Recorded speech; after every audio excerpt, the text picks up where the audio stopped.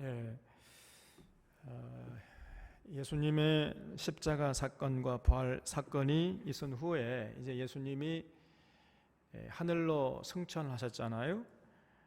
그리고 그 후에 이제 예수님이 예언하신 대로 성령님께서 마가의 다락방에 강림하셨지 않습니까? 그러자 사도들이 권능을 받고 예수 그리스도를 증거하기 시작한 거지요. 그러자 수많은 사람들이 예수님을 영접하게 되었고, 급기야 이제 예루살렘 초대교회가 역사의 무대에 인류 역사상 최초로 등장하게 된 것입니다.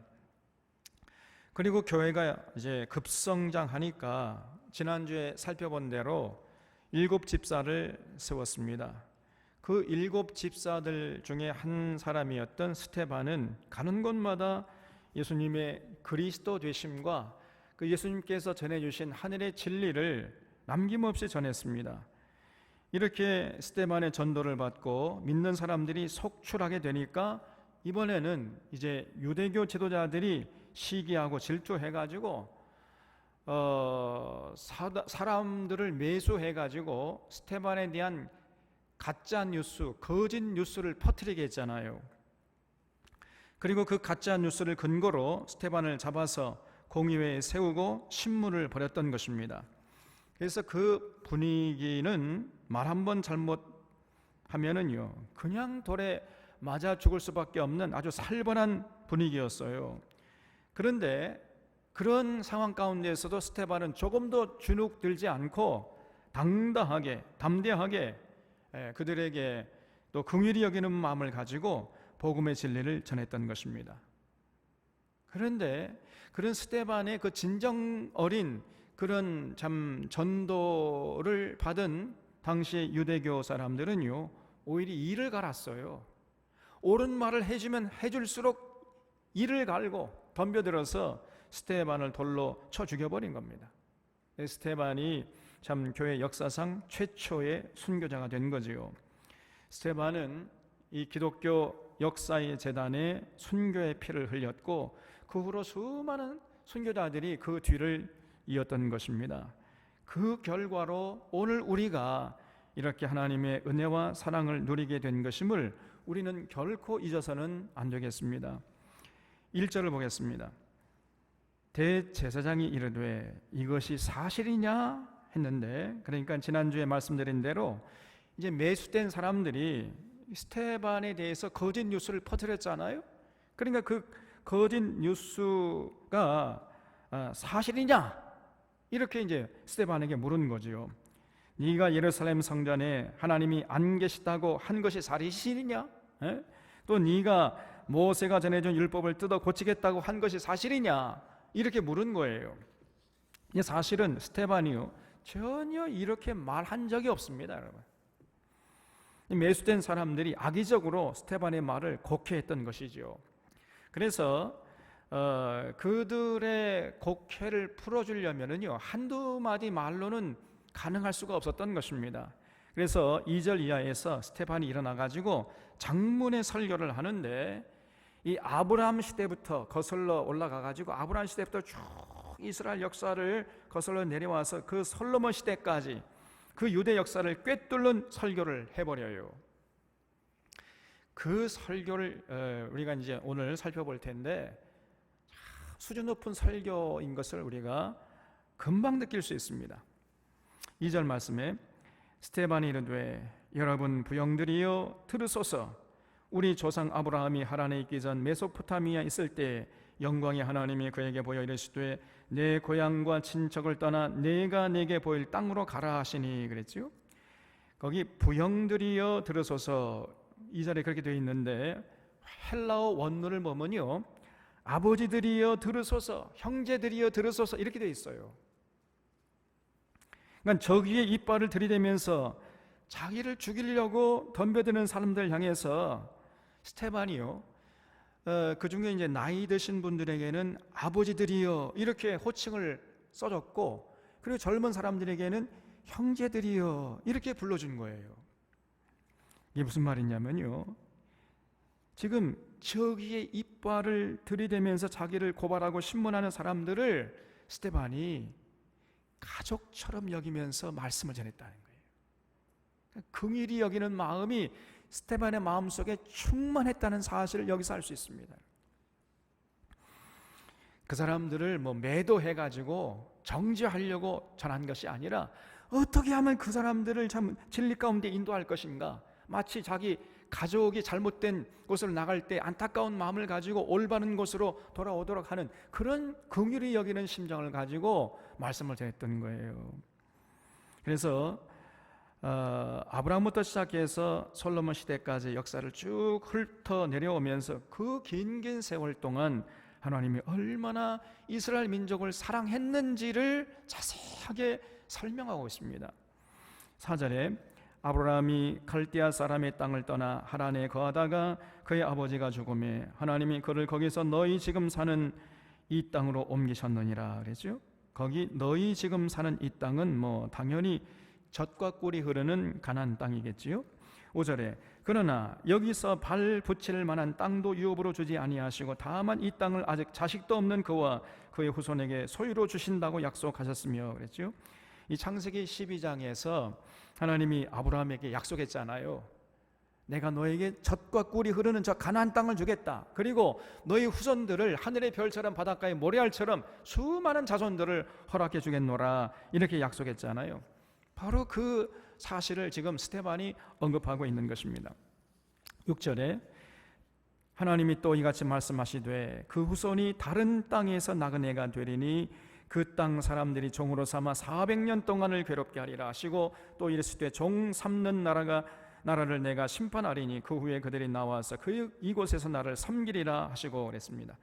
또 창세기 15장에 보면은요, 하나님께서 아브라함에게 너의 후손들이 이제 애굽에서 400년 동안 종노릇을 하게 될 것이다, 이렇게 예언을 해놨어요. 400년 동안 애굽에서 종살이 하다가 이제 내가 해방시켜서 그들을 애굽에서 탈출하게 해주겠다, 이렇게 예언해 놓은 그 장면이 창세기 15장에 나오거든요. 그 사실을 지금 스데반이 언급하고 있는 것입니다. 그러니까 이 스데반이요, 이 창세기에 대해서 아주 그냥 꿰뚫고 있다는 사실을 알 수가 있어요. 또 8절에 할례의 언약을 아브라함에게 주셨더니 그가 이삭을 낳아 8해 만에 할례를 행하고 이삭이 야곱이 우리 12조상을 낳으니라. 여러 조상이 요셉을 시기하여 애굽에 팔았더니 하나님이 그와 함께 계셔 그 모든 환난에서 건져내사 애굽 왕 바로 앞에서 은총과 지혜를 주시매 바로가 그를 애굽과 자기 온 집의 통치자로 세웠느니라 그랬죠. 이렇게 이제 아브라함과 이삭과 야곱과 요셉으로 믿음의 가문이 이어지고, 그리고 이제 요셉이 우여곡절 끝에 애굽의 총리 대신이 된 그 역사가 창세기에 기록되어 있잖아요. 그 창세기의 내용을 지금 스데반이 아주 압축해서 설명하고 있는 것이죠. 11절에 그때에 애굽과 가나안 온 땅에 흉년이 들어 큰 환난이 있을세 우리 조상들이 양식이 없는지라. 야곱이 애굽에 곡식이 있다는 말을 듣고 먼저 우리 조상들을 보내고 또 제차 보내매 요셉이 자기 형제들에게 알려지게 되고 또 요셉의 친족이 바로에게 드러나게 되니라. 요셉이 사람을 보내어 그의 아버지 야곱과 온 친족 75사람을 청하였더니 그랬죠. 이 창세기 47장에 보면은요, 야곱의 식솔들 70명이 애굽의 고센 땅으로 내려갔다 돼 있지요. 근데 지금 스데반은 75명이 내려갔다 이렇게 되는데 왜 이렇게 숫자가 다르냐 하면은 지금 스데반은요, 므낫세와 에브라임의 아들들까지 다 합해가지고 75명이라고 하는 거예요. 그래서 이렇게 야곱의 후손들 75명이 애굽의 고센 땅으로 가서 정착하고 이제 400년을 보냈던 것입니다. 이렇게 스데반이 창세기의 내용을 아주 짧게 압축해서 설교했던 거죠. 15절에 야곱이 애굽으로 내려가 자기와 우리 조상들이 거기서 죽고 세겜으로 옮겨져 아브라함이 세겜 하몰의 자손에게서 은으로 값주고 산 무덤에 장사되니라. 하나님이 아브라함에게 약속하신 때가 가까움에 그 400년 동안 애굽에 살다가 이제 출애굽하게 될 것이다. 그 400년이 다 지나갔다는 거예요. 가까움에 이스라엘 백성이 애굽에서 번성하여 많아졌더니 요셉을 알지 못하는 새 임금이 애굽 왕이 오르매 그가 우리 족속에게 교활한 방법을 써서 조상들을 괴롭게 하여 그 어린 아이들을 내버려 살지 못하게 하려 할세 그랬지요. 그러니까 어느덧 고센 땅에서 살다 보니까 400년이 훌쩍 흘러가 버린 거예요. 그리고 그 사이에 이스라엘 백성들이요, 그 야곱의 식솔들 75명이 내려갔는데 200만 명 정도로 그냥 엄청나게 불어난 것입니다. 그러니까 애굽 왕 바로가요 두려워한 거예요. 야, 저렇게 가만뒀다가는 애굽 사람들보다 이스라엘 사람들이 더 많아지겠다. 이거 안 되겠다. 이렇게 해가지고 이 애굽 왕 바로가요, 그 이스라엘 자손들 중에서 사내 아이가 태어나면은 태어나는 족족 그냥 죽여버려라, 이렇게 명령을 했잖아요. 그런 상황에서 모세가 태어났다고 지금 스데반이 설명하고 있습니다. 그래서 이제부터는 출애굽 이야기로 내려가고 있지요. 20절에 그때에 모세가 낳는데 하나님 보시기에 아름다운지라 그의 아버지 집에서 석 달 동안 길리더니 버려진 후에 바로의 딸이 그를 데려다가 자기의 아들로 기르매 모세가 애굽 사람의 모든 지혜를 배워 그의 말과 하는 일들이 능하더라. 나이가 40이 되매, 그래서 그러니까 모세가 40살이 될 때까지 애굽의 바로 왕의 아들로서, 애굽의 왕자로서 애굽의 모든 지혜를 다 습득했다는 거죠. 40이 되면 그 형제 이스라엘 자손을 돌볼 생각이 나더니 한 사람이 원통한 일을 당함을 보고 보호하여 압제받는 자를 위하여 원수를 갚아 애굽 사람을 쳐 죽이니라 그랬습니다.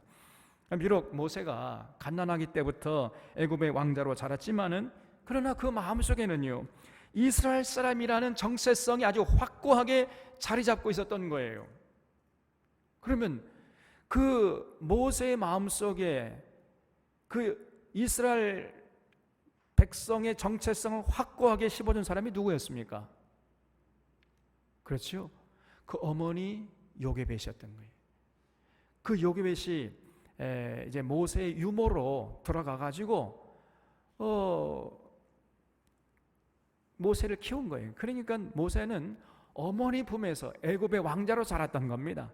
그러니까 어머니 요게벳이 모세를 이제 품에 안고 젖을 먹일 때마다 아가, 너는 애굽 사람이 아니라 이스라엘 백성이란, 하나님의 선택한 이스라엘 백성이야.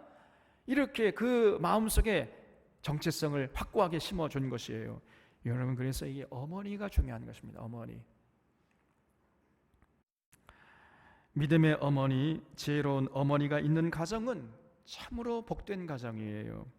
우리 샤론의 교우들 가정에는 이런 믿음의 어머니들이 참 많잖아요.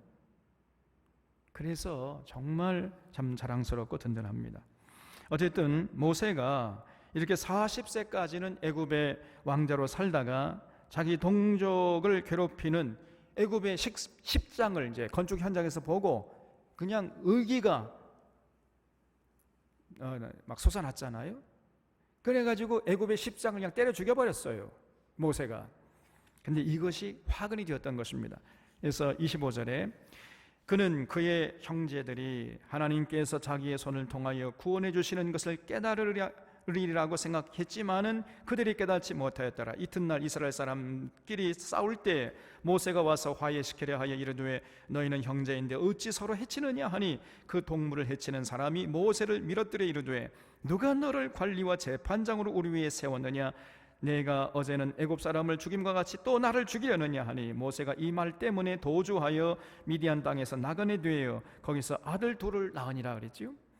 이 어리석은 이스라엘 사람들이요, 아니 자기를 도와주려는 모세를 이제 또 공격을 해들어요. 또 이런 멍청이 같은 사람이 어디 있습니까?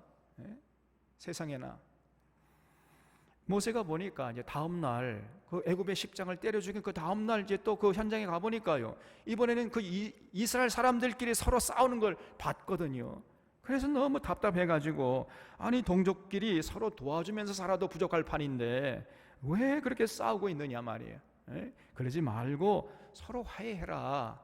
이렇게 화해를 시키려고 했더니 그 중에 한 사람이 누가 너를 우리의 재판장으로 세웠느냐? 어제는 애굽 사람을 때려 죽이더니 오늘은 나를 때려 죽이려고 하느냐? 막 이렇게 되더라고요. 이런 미련한 자들이 있는 것입니다.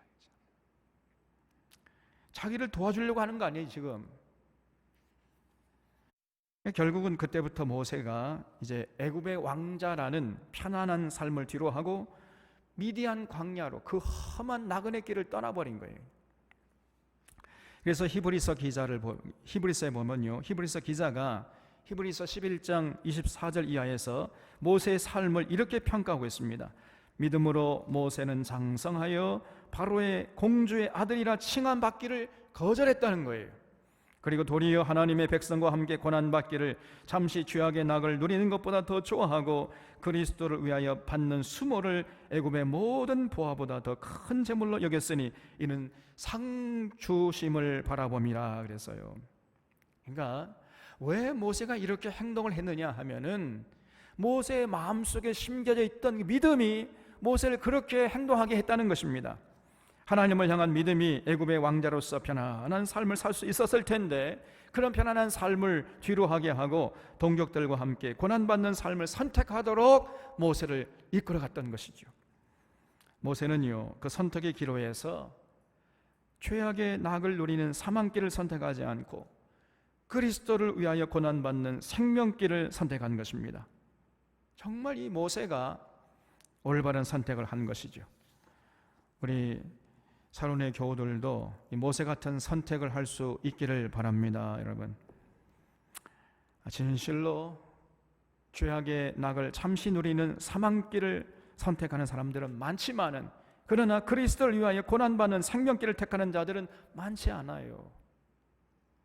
그런 대다수가 가는 그 넓은 길, 편안한 길을 선택하는 것이 아니라 소수가 가는 좁은 길, 그러나 생명길이요, 천국길이요, 영생길, 그 길을 끝까지 걸어가는 우리 사론의 모든 교우들이 되시기를 바랍니다. 여러분, 30절에 40년이 참에 천사가 시내산 광야 가시나무 딸기 불꽃 가운데에서 그에게 보이거늘 모세가 그 광경을 보고 놀랍게 여겨 알아보려고 가까이 가니 주의 소리가 있어 나는 내 조상의 하나님 즉 아브라함과 이삭과 야곱의 하나님이라 하신대 모세가 무서워 감히 바라보지 못하더라. 주께서 이르시되 내 발의 신을 벗어라. 내가 서 있는 곳은 거룩한 땅이니라. 내 백성이 애굽에서 괴로움을 받음을 내가 확실히 보고 그 탄식한 소리를 듣고 그들을 구원하려고 내려왔나니 이제 내가 너를 애굽으로 보내리라 하시니라 그랬죠.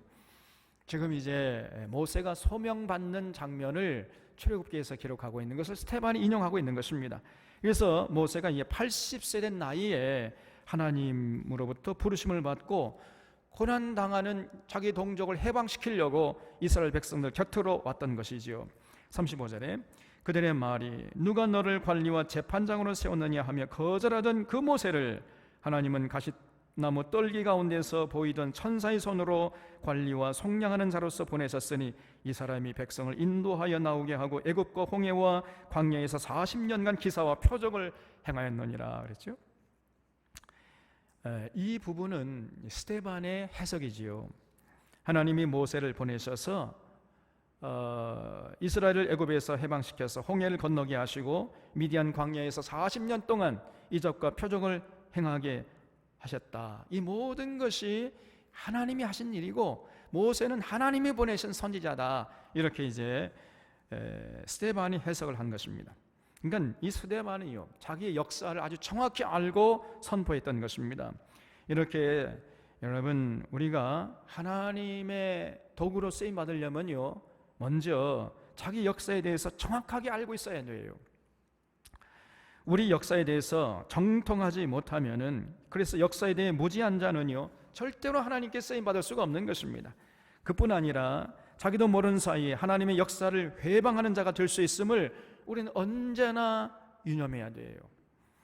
그래서 여러분, 우리가요 학교에서 나가서 공부할 때 여러 가지 과목이 있잖아요. 그 과목 중에서 가장 중요한 과목, 다시 말해 가장 근본이 되고 기초가 되고 그러므로 가장 중요한 과목 두 가지 과목을 꼽으라면 뭐가 되겠어요? 어떤 과목을 뽑을 수 있겠습니까? 국어가 가장 기본이요 기초가 되는 학문이에요. 과목이에요. 그래서 국어를 잘해야 돼요. 국어를 잘못하면 다른 과목 절대로 잘할 수가 없습니다. 여러분, 국어를 잘해야 되고 또 뭘 잘해야 되겠어요? 역사 과목이 중요해요. 여러분, 국어와 역사 과목이 영어나 수학 과목보다 훨씬 더 중요합니다. 여러분, 왜냐하면 그것이 모든 학문의 기초가 되기 때문에. 그래서 국어하고 역사 과목을 우리 잘 해놔야 돼. 그래야 영어 수학 잘할 때 그 영어 수학 잘하는 것이 의미가 있는 것이지, 국어 못하고 역사를 알지 못하는 사람이 영어 수학 잘해봐요, 우리 더 큰 죄악을 범하는 그런 죄인이 될 가능성이 농후한 것입니다. 가장 기본이요, 기초가 국어고 역사예요. 우리 역사를 모르는 사람이, 오히려 거꾸로 알고 있는 사람이 출세해봐요, 오히려 반민족 행위를 하는 이런 사람이 되고 마는 것입니다. 그래서 여러분, 우리도 그렇지만 우리 자녀손들에게 국어 공부, 역사 공부를 잘 하라고 강조를 해야 하는 것입니다. 이게 중요한 거예요. 37절에 이스라엘 자손에 대하여 하나님이 너희 형제 가운데서 나와 같은 선지자를 세우리라 하던 자가 곧 이 모세라. 시내 산에서 말하던 그 천사와 우리 조상들과 함께 광야 교회에 있었고 또 살아있는 말씀을 받아 우리에게 주던 자가 이 사람이라 그랬어요. 거기 광야 교회가 나오네. 거기 줄쳐보시기 바랍니다. 이스라엘 백성들이 광야에서 40년 동안 지내면서 하나님 중심으로 똘똘 뭉쳐가지고 희노애락을 함께 나누는 공동체를 이제 세웠잖아요. 여러분, 그런 공동체를 우리가 뭐라고 하죠? 두 글자로 줄이면 그걸 우리가 교회라고 하는 거예요, 교회. 그래서 광야에 있는 교회, 그래서 광야교회라고 하는 것입니다. 여러분, 교회가 뭡니까? 교회는 다른 게 아니에요. 하나님을 믿는 자들이 뭉쳐가지고 희노애락을 누리는 공동체, 희노애락을 나누는 공동체, 이것이 교회인 것이에요. 옆에 있는 교우가 어려움을 당하면 함께 아파하고 기쁜 일을 만나면 함께 기뻐해주고 축하해주고, 이런 공동체가 건강한 교회인 것입니다. 우리 새로운교회가 이런 건강한 교회로 주님 다시 오실 때까지 든든히 서갈 수 있기를 바랍니다. 그래서 이스라엘 백성들이 출애굽한 후에 모세를 통해서 하나님의 말씀을 듣고 또 희노애락을 함께 나누는 광야교회를 세웠다는 거예요. 39절에 우리 조상들이 모세에게 복종하지 아니하고자 하여 거절하며 그 마음이 도리어 애굽으로 향하여 아론더라 이르되 우리를 인도할 신들을 우리를 위하여 만들라. 애굽 땅에서 우리를 인도하던 이 모세는 어떻게 되었는지 알지 못하노라 하고, 그때 그들이 송아지를 만들어 그 우상 앞에 제사하며 자기 손으로 만든 것을 기뻐하더니 하나님이 외면하사 그들을 그 하늘의 군대 섬기는 일에 버려두셨으니 이는 선지자의 책에 기록된 바 이스라엘의 집이여 너희가 광야에서 40년간 희생과 제물을 내게 드린 일이 있었느냐. 몰록의 장막과 신 레판의 별을 받들었으며 이것은 너희가 절하고자 하여 만든 형상이로다. 내가 너희를 바빌론 밖으로 옮기리라 함과 같으니라 그랬죠. 그러니까 여기 보면은요, 이 출애굽한 이스라엘 백성들이 광야 교회를 이제 세우긴 했지만은, 그러나 때때로 이 사람들이요 여전히 자신들을 애굽에서 해방시켜준 그 여호와 하나님을 섬기지 않고 엉뚱한 짓을 했다는 것을 알 수 있습니다. 자꾸만 우상을 만드는, 우상을 섬기는 거예요. 그래서 애굽에서 봤던 이 금송아지 형상을 만들어 놓고 그것이 이제 우리를 여기까지 인도하신 여호와 하나님이다 그러면서 섬겼던 거예요. 또 하늘의 별들을 형상화시켜 가지고 그 하늘의 별들이 신이다 이러면서 또 섬겼던 겁니다. 하나님은 절대로 새긴 우상 만들지 말고 그것에 절하지 말라 그랬잖아요. 그걸 섬기지 말라 그랬는데, 이 출애굽한 이스라엘 백성들은요 애굽에서 참 숭배하던 그 못된 짓을, 그 우상 숭배하던 못된 짓을 버리지 못하고 금송아지나 하늘의 별들을 만들어 놓고 그것을 신으로 섬겼던 것입니다. 심지어는요 이스라엘 백성들이 가나안 땅에 정착해 들어가서 거기서도 그 못된 우상 숭배하는 그 습성을 버리지 못했던 거예요. 그래서 나중에 여호수아가 여호수아 24장에서 우리가 봤잖아요. 너무 이제 자기가 이제 하나님이 갈 날이 얼마 남지 않은 걸 보고 이스라엘 백성들에게 확고한 결단을 촉구했잖아요. 이제 너희들 확실히 택하라. 너희를 여기까지 인도하신 여호와 하나님을 섬길 것인지, 아니면 너희 조상들이 섬기던 신이든지, 아니면 이 땅 아모리 사람들의 신이든지 오늘 너희 섬길 자를 택하라. 그러나 나와 네 집은 오직 여호와 하나님만을 섬기겠노라. 이렇게 하면서 이스라엘 백성들에게 결단을 촉구하지 않았습니까? 그래서 이 출애굽한 이스라엘 백성들이 한동안, 그리고 참 오랫동안 그 애굽에서 섬기던 우상 숭배하던 그 못된 습성을 버리지 못했던 거예요. 그러니까 이제 하나님을 기쁘시게 할 수가 없는 것이고 하나님의 분노를 샀던 것입니다. 그런데 여러분, 그 비단 그 이스라엘 백성들의 문제만이 아니에요. 오늘날도 마찬가지입니다. 오늘날에도 이런 실수를 범하는 자들이 많아요. 하나님을 섬기기로 작정하고 모였으면은 이제는 본격적으로 작심을 하고 하나님을 온전히 제대로 섬겨야 되겠다, 이렇게 나와야 되는데 여전히 하나님을 섬기겠다고 모였으면서도 우상을 섬기고 하늘의 별들을 섬기는 사람들이 많아요. 오늘 한국교회 안에 기복신앙이나 신비주의에 빠진 자들이 바로 여기에 해당하는 자들인 것입니다.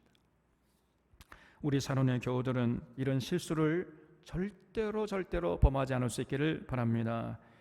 출애굽한 이스라엘 백성들을 반면교사로 삼아서 이제 예수 믿었으면은 모든 우상들을 버리고 오직 여호와 하나님, 예수 그리스도, 성령님이라니 삼위일체 하나님만 사랑하고 그 뜻을 온전히 받들어 사는 모습을 하나님 앞에서 절대로 잃지 않을 수 있기를 주님의 이름으로 부탁드립니다. 여러분, 그렇기 위해서는요, 먼저 우리가 성경 전체를 올바로 아는 것이 필수적이라 그랬지요. 거기 42절에 이는 선지자의 책에 기록된 바라고 했는데, 이 선지자는 아모스 선지자를 말하는 거지요. 그러니까 아모스서 5장의 내용을 스테반이 인용한 것입니다. 그러니까 이 스테반은요, 율법서, 창세기, 출애굽기, 레위기, 민수기, 신명기도 훤히 꿰뚫고 있었을 뿐 아니라 역사서도 또 예언서까지도 훤히 통달하고 있었음을 알 수 있어요. 그러면서 구약성경 아주 자유자재로 인용하면서 지금 유대인들에게, 그 내노라 하는 유대 지도자들에게 지금 하나님의 말씀을 선포하고 있는 것입니다. 그 스데반 집사예요. 집사님의 소진이 이랬다는 거니까요. 그러니까 이 스데반은 구약 성경을 통전적으로 꿰뚫고 있었다는 것을 우리가 알 수 있어요. 그래서 여러분, 제가 입버릇처럼 늘 말씀드리잖아요.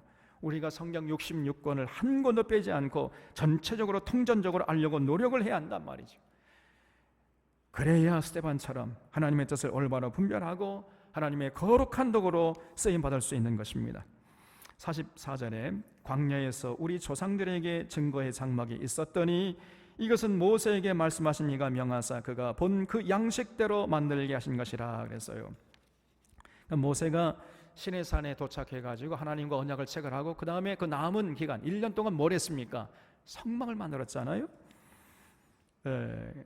하나님께서 보여주신 그 규격대로 성막을 만들었다는 거예요. 그 얘기를 하고 있는 것입니다. 45절에 우리 조상들이 그것을 받아 하나님이 그들 앞에서 쫓아내신 이방인의 땅을 점령할 때 여호수아와 함께 가지고 돌아가서 다윗 때까지 이르니라. 다윗이 하나님 앞에서 은혜를 받아 야곱의 집을 위하여 하나님의 처소를 준비하게 하여 달라고 하더니 솔로몬이 그를 위하여 집을 지었느니라. 그러나 지극히 높으신 이는 손으로 지은 곳에 계시지 아니하시나니 선지자가 말한 바 그랬죠. 그래서 이 가나안에 정착해서는 성막을 이제 빨리 성전으로 바꿔야 되는데 바꾸지 못했죠. 솔로몬 시대까지 여전히 그냥 성막으로 있다가 솔로몬 시대에 이르러서 성전을 건축했잖아요. 원래는 다윗이 성전을 건축하려고 했지만은 하나님께서 다윗에게는 성전 건축을 허락지 아니하시고 그 아들 솔로몬 시대 때 성전 건축을 허락하신 것이죠. 근데 거기 48절에 하나님은 사람의 손으로 지은 성전에 계시지 않으신다. 그걸 줄쳐보세요. 이것은 스데반의 해석이었던 거예요. 그래서 솔로몬 시대 때에 성막을 성전으로 바꿔가지고 성전을 건축하긴 했지만은 그러나 하나님은 사람이 손으로 지은 그 성전 안에만 계시는 분이 아니다. 이렇게 스데반이 그냥 선포를 해버린 거예요. 그러니까 이 유대교 사람들이 이것을 듣고 이제 발끈한 것입니다. 자기들은 예루살렘 성전에 하나님이 계시다는 것을 철석같이 믿고 그 성전에 충성을 다 바쳤는데 지극히 높으신 하나님은 사람의 손으로 지은 성전에 갇혀있는 분이 아니다. 이렇게 스데반이 설교를 해버리니까요, 뭐가 어째고 어째? 이러면서 이 거룩한 성전을 못 오겠다 이러면서 이제 발끈한 것이죠. 그리고 48절에서 이제 스데반이 이제 선지자를 언급을 하는데 그 스데반이 언급한 선지자는 이사야 선지자를 말합니다. 그래서 이사야 66장에서 이사야가 말해 놓은 것을 지금 스데반이 49절 이하에서 인용하고 있어요. 주께서 이르시되 하늘은 나의 보좌요 땅은 나의 발등상이니 너희가 나를 위하여 무슨 집을 짓겠으며 나의 안식할 처소가 어디냐? 이 모든 것이 다 내 손으로 지은 것이 아니냐 함과 같으니라. 이것이 이제 이사야에서 66장의 1절의 쪽에서 쭉 기록해 놓은 것을 스데반이 인용을 하고 있는 거지요. 그러니까 스데반이 이제 이사야의 글을 인용하면서 자기 주장을 지금 정당화시키고 있는 것입니다. 하나님은 사람의 손으로 지은 이 건축물 안에만 계시는 분이 아니야. 이렇게 주장하니까 당시 유대교 지도자들이 흥분해가지고 날뛰었던 거예요. 그러니까 이들은 하나님이 건물 안에 갇혀 계시는 분으로 알았던 거예요. 이게 얼마나 큰 오해입니까, 여러분? 그래서 건물을 우상처럼 받들고 있었던 것입니다. 지금도요, 그런 사람들이 많습니다. 어떤 사람은 교회당 중심으로 신앙생활을 해요. 그래서 교회당에서는 믿음이 좋은 것 같은데 세상에 나가면은 세상 사람들과 똑같이 생각하고 똑같이 말하고 똑같이 행동해버려요. 이 믿는 자인지 믿지 않는 자인지 전혀 구별이 안 됩니다. 웬만하면 귀신이 구별하는데 귀신도 구별을 못해요. 그럴 정도로 똑같이 생각하고 똑같이 말하고 똑같이 먹고 똑같이 입고 똑같은 가치관, 세계관, 인생과 역사가 물질관이고 살아가니까 귀신도 구별 못합니다. 그러면 안 되잖아요. 그럼 곤란합니다. 여러분, 성경에서 계시하신 하나님은 성전 안에만 갇혀 계시는 하나님이 아님을 우리 사랑하는 교우들은 언제나 잊지 마시기를 바랍니다. 우리 하나님 어떤 분이냐? 성경에서 계시하신 하나님은요, 우리 믿는 자들이 가는 곳마다 따라가시는 하나님이세요. 따라가실 때 어떻게 따라가냐면 선하심과 인자심으로 어떻게 한지 간에 복을 주려고 따라가시는 임마누엘 하나님이심을 믿으시기 바랍니다. 여러분, 이런 하나님을 우리가 믿는 것이요. 51절에 목이 곧고 마음과 귀에 할례를 받지 못한 사람들아 너희도 너희 조상과 같이 항상 성령을 거스르는도다 그랬지요. 이렇게 스데반은 이스라엘 역사를 꿰뚫어 보면서 이스라엘 역사 속에서 그들의 조상들은 전혀 하나님을 기쁘게 하지 못했다는 것을 선포해 버렸어요. 왜냐하면은 그들의 목이 곧고요 마음의 할례 받지 못했기 때문이라는 겁니다. 여러분 마음의 할례 받기 전에 그러니까 육신의 할례 받기 전에 먼저 마음의 할례가 있어야 되는 거거든요.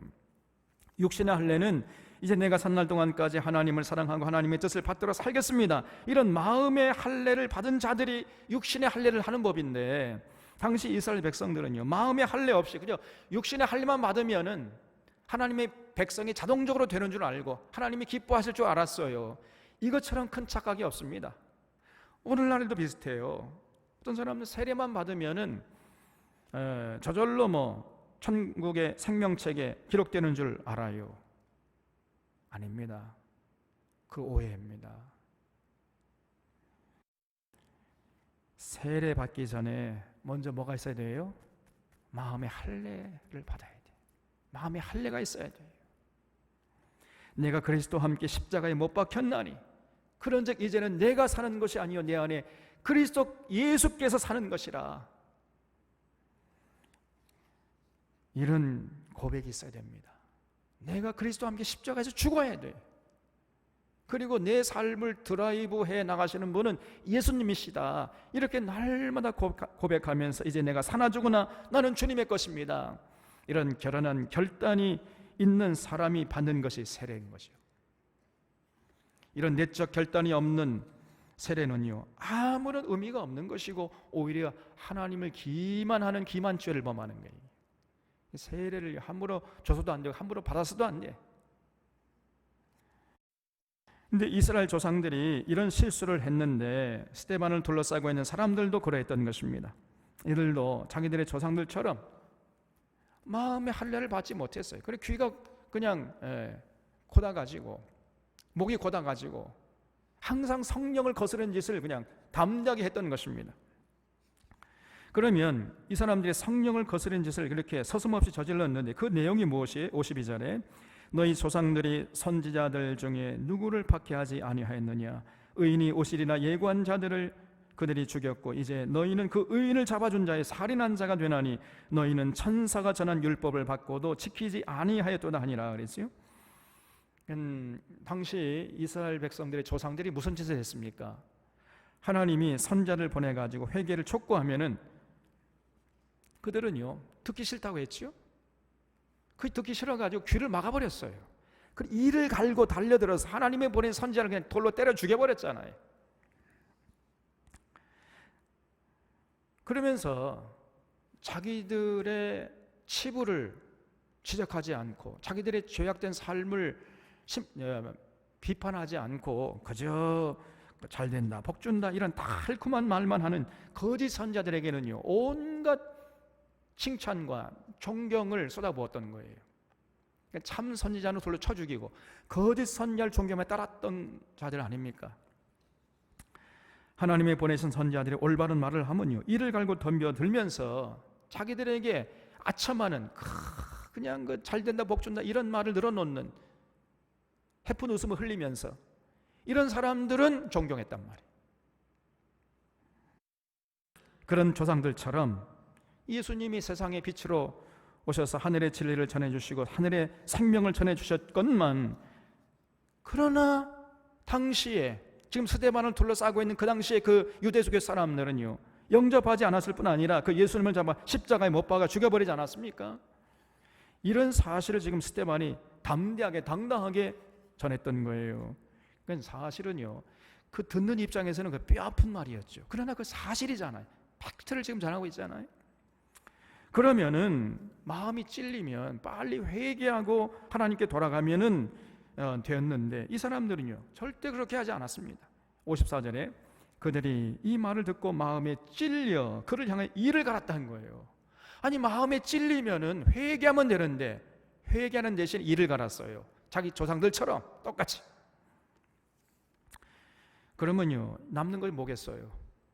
뭐 이제 스데반을 죽이는 일밖에 더 남은 것이 없잖아요. 그래서 스데반이 달려들어가지고 돌로 쳐 죽여버린 겁니다. 55절에 스데반이 성령 충만하여 하늘을 우러러 주목하여 하나님의 영광과 및 예수께서 하나님 우편에 서신 것을 보고 말하되 보라 하늘이 열리고 인자가 하나님 우편에 서신 것을 보노라 한데 그들이 큰 소리를 지르며 귀를 막고 일제히 그에게 달려들어 성 밖으로 내치고 돌로 칠세 증인들이 옷을 벗어 사울이라 하는 청년의 발 앞에 두니라 그랬습니다. 스데반의 말이요 자기들이 양심을 찌르니까 이들이 그냥 고통스럽겠죠. 그러니까 귀를 막았어요.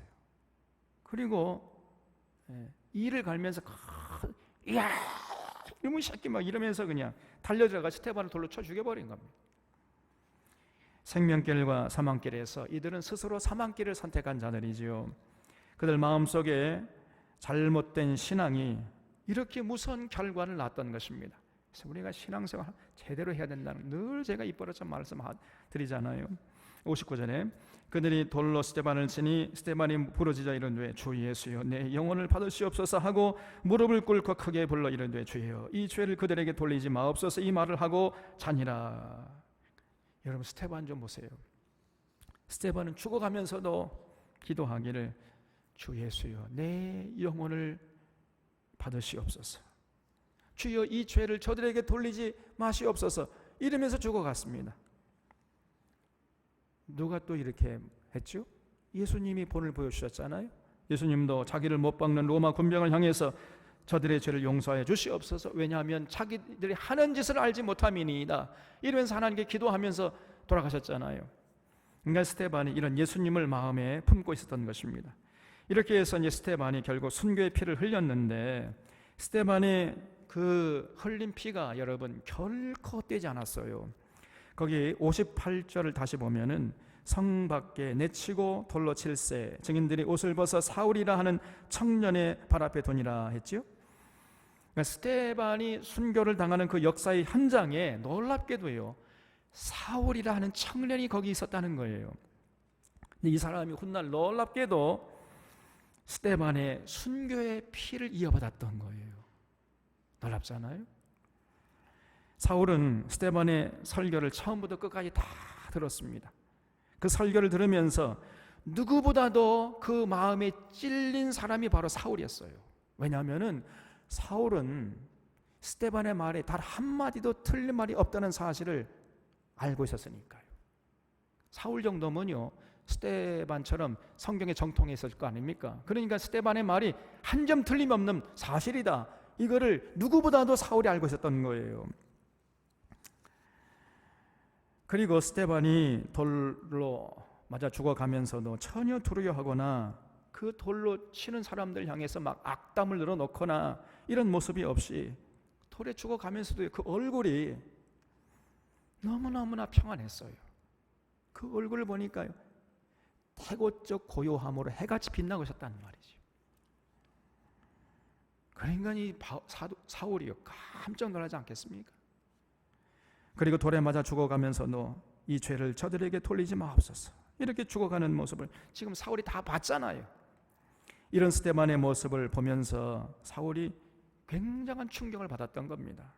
그러면서 마음에 동요를 가져온 거예요. 나도 과연 저 스데반처럼 내가 믿는 진리를 위해서 저렇게 평화롭게 평안하게 죽을 수 있을 것인가, 이렇게 생각하면서 마음에 동요가 왔던 것이고, 그러면서요, 그런 생각을 애써 지우기 위해서 아니야, 내가 지금 무슨 생각하고 있지, 정신 차려 이놈아, 막 이랬을 겁니다 아마. 제가 보니까 그랬어요. 그러면서 오히려 일을 가는 거예요. 저런 놈은 씨를 말려야 돼. 저런 놈들은 이 땅에 발도 묻히지 못하게, 발도 못 붙이게 발본색원 하겠다, 막 이러면서 길길이 날뛰었던 거예요. 그래서 이런 반발 심리로 동분서주하다가 부활하신 예수님을 다베섹에서 이제 만나게 되어가지고 회심하게 된 거 아닙니까?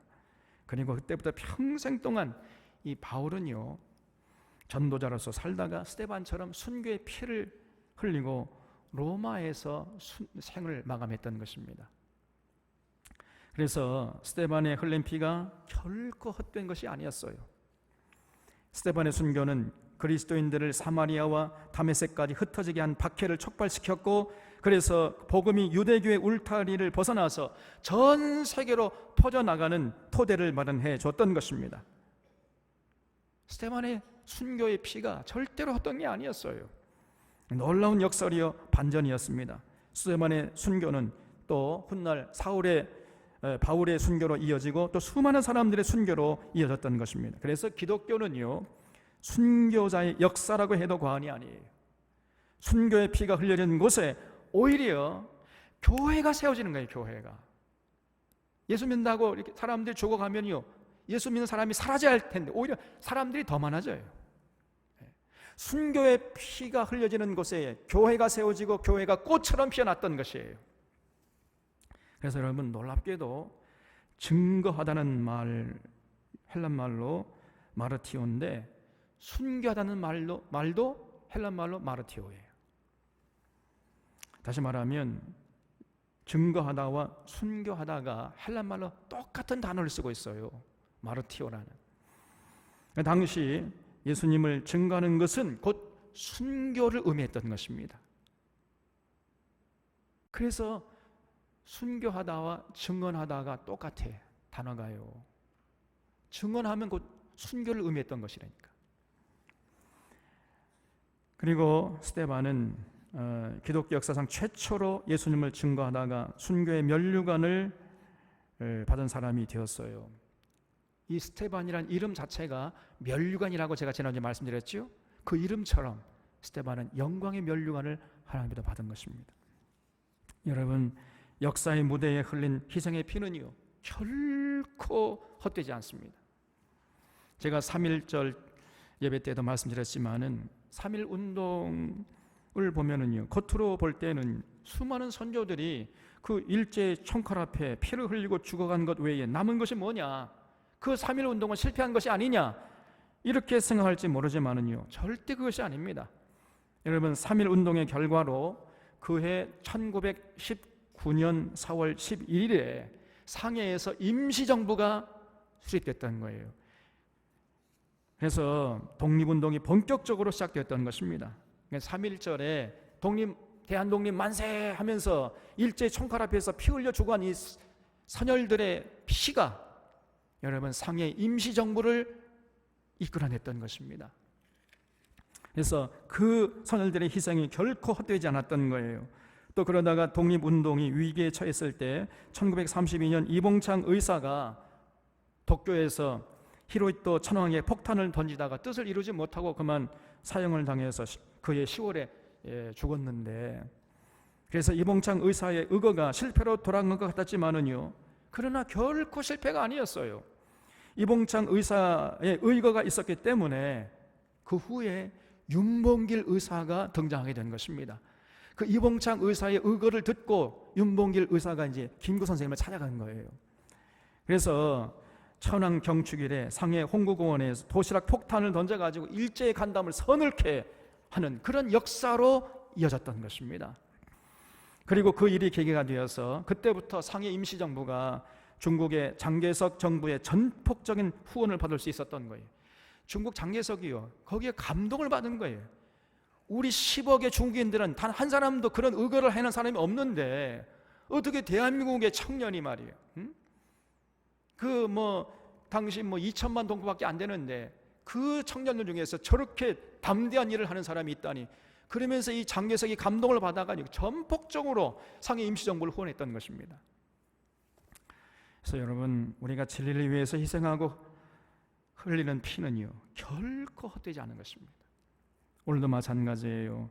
오늘 이렇게 우리가 하나님의 은혜와 진리를 누리게 된 이면에는 이런 순교자들의 희생과 헌신 덕분임을 잊지 않고 이제 우리 차례임을 기억하면서 순교의 피를 흘릴 정도는 아닐지라도 최선을 다해서 전도자의 사명을 감당하는 자들을 통해서 오늘도 이 땅에 하나님 나라가 세워지고 유지되고 있는 것입니다. 여러분, 우리 사랑의 교우들이 바로 그런 주인공들이 되어주시기를 주님의 이름 부탁드립니다. 스데반처럼 올곧은 역사의식과 영적 안목을 가지고 또 긍휼히 여기는 마음을 가지고 전하고자 하는 가족이나 이웃들에게 때를 얻든지 못 얻든지 부단히 전해야 되는 거예요. 우리가 저기 이번 대림절에 우리 교회 한번 가봅시다. 성탄절에 교회 한번 가봅시다.